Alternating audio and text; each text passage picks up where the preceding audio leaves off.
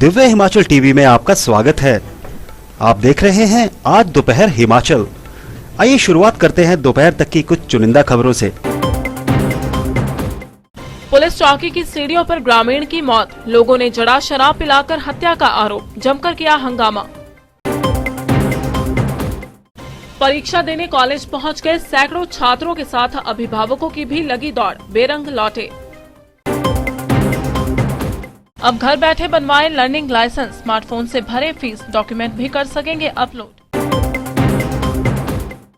गांव की इन महिलाओं ने कर दिया कमाल, अपना काम शुरू कर चला रही घर, नंबर 1 स्कूलों में पढ़ रहे हैं बच्चे। अब समाचार विस्तार से।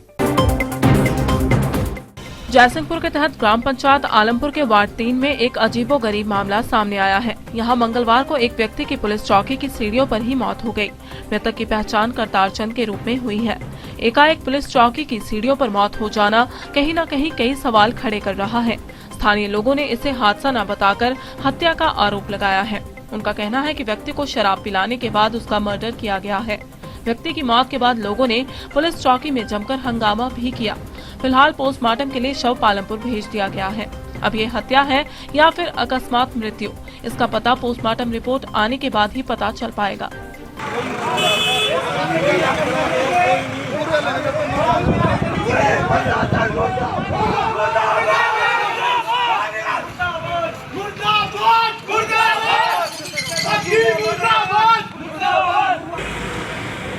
दोबारा बता रहा हूँ कि अपनी ओर से आई एम नॉट बॉर्न कि जादू की छड़ी घुमाऊंगा और उसको रिवाइंड कर दूंगा या मुझे पता लग जाएगा।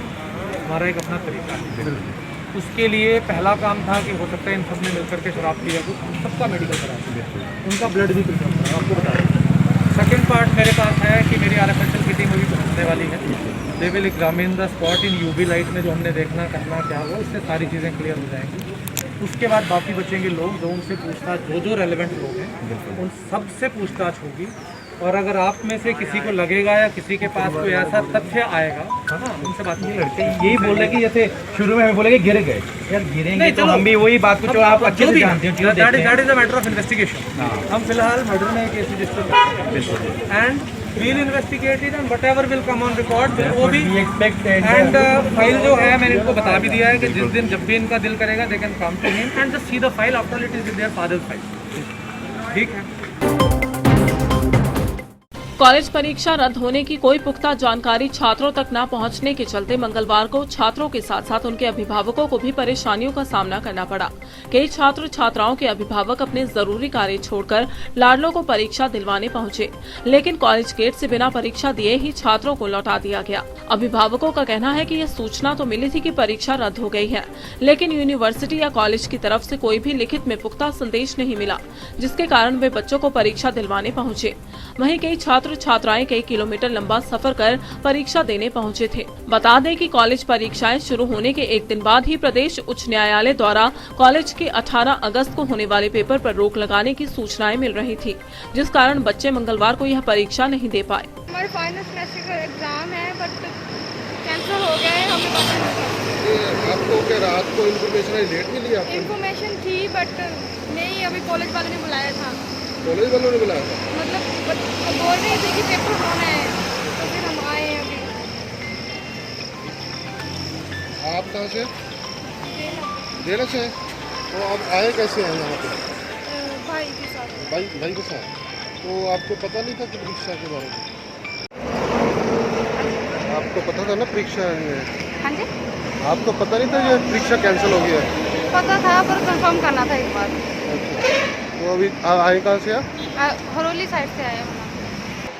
परंतु अल्टीमेटली कुछ कन्फर्मेशन कंट्रोल ऑफ एग्जामिनेशन से की गई है। डायरेक्टर साहब ने भी ये पोस्ट की है। इसको उन चीज़ों को सभी को ध्यान में रखते हुए अल्टीमेटली आज सुबह हमने ये डिसीजन ले लिया है कि आज का पेपर पोस्टपोन किया जाए। और जहाँ तक स्टूडेंट्स की बात है, स्टूडेंट्स को क्योंकि रात तक कुछ पता नहीं था पेपर होगा या नहीं होगा, हमें भी जब फ़ोन आते तो हम ये कहते थे कि हम इसके बारे में अभी तक कोई पोजीशन क्लियर नहीं कर सकते। तो हम भी नहीं चाहते थे कि कहीं पे बच्चे घर में रह जाएँ और पेपर हो जाए, तो इसलिए हमने बच्चों की ये नहीं कहा था कि आप ना आना। तो सुबह जब कन्फर्मेशन यानी कि हमने डिसाइड किया, तब तक बच्चों को ये देर हो चुकी थी और बच्चे यहाँ जो है पेपर देने के लिए आ चुके हैं। सर अगली परीक्षा का कोई शेड्यूल है? अगली परीक्षा का शेड्यूल भी अब यूनिवर्सिटी ही डिसाइड कर पाएगी। हाँ, अभी तक तो जो प्रेस नोट है उसमें तो यही दिया गया कि 18 की परीक्षा स्थगित की गई है, पर आज शायद सुप्रीम कोर्ट में कोई हियरिंग वगैरह है। हो सकता है यूनिवर्सिटी अथॉरिटी जो है वो उस हियरिंग का इंतज़ार कर रही है। जैसे ही आज हियरिंग आएगी तो कोई ना कोई डिसीजन यूनिवर्सिटी हमारी लेने में तैयार हो जाएगी। हमीरपुर जिला में लोग अब घर बैठे ही लर्निंग लाइसेंस बनवा सकेंगे। यह सुविधा जिला के लोगों को यातायात विभाग हमीरपुर की तरफ से दी गई है। आरटीओ हमीरपुर वीरेंद्र शर्मा ने बताया कि लोग घर बैठे अपने स्मार्टफोन से ही लर्निंग लाइसेंस के लिए अप्लाई कर पाएंगे। उनका कहना है कि कोरोना वायरस संक्रमण के खतरे के कारण सामाजिक दूरी का पालन जरूरी है। इसके लिए विभाग से जुड़ी कई सुविधाएं ऑनलाइन कर दी गई हैं। आरटीओ का कहना है कि स्मार्टफोन से फीस और डॉक्यूमेंट अपलोड किए जा सकते हैं।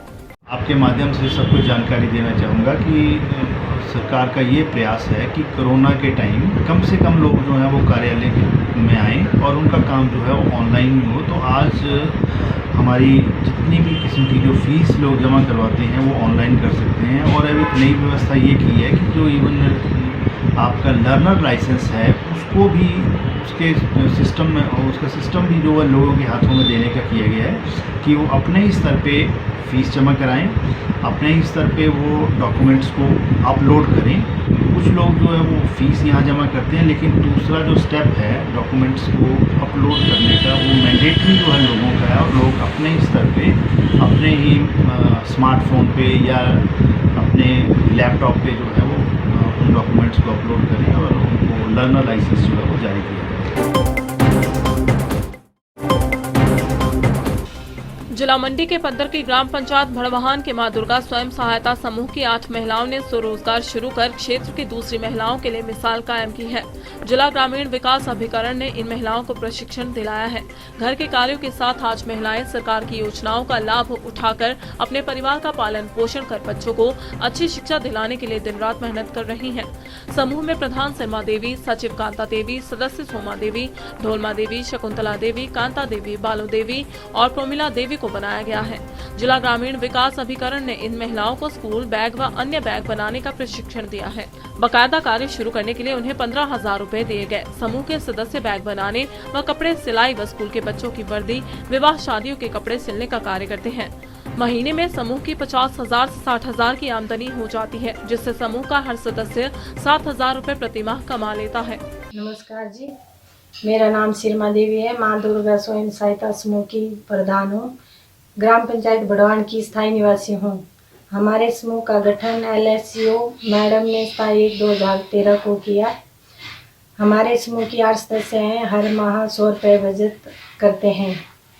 2014 को विकास खंड द्रंग के अधिकारियों द्वारा बैग बनाने की ट्रेनिंग दी गई। हमने अपनी ही पंचायत में ट्रेनिंग ली है। उसके बाद हमें NLM के तहत 1.5 लाख का लोन दिया, जिससे हमने बैग बनाने का काम शुरू किया। ब्लॉक वालों ने 15,000 वेल्डिंग फंड दिया।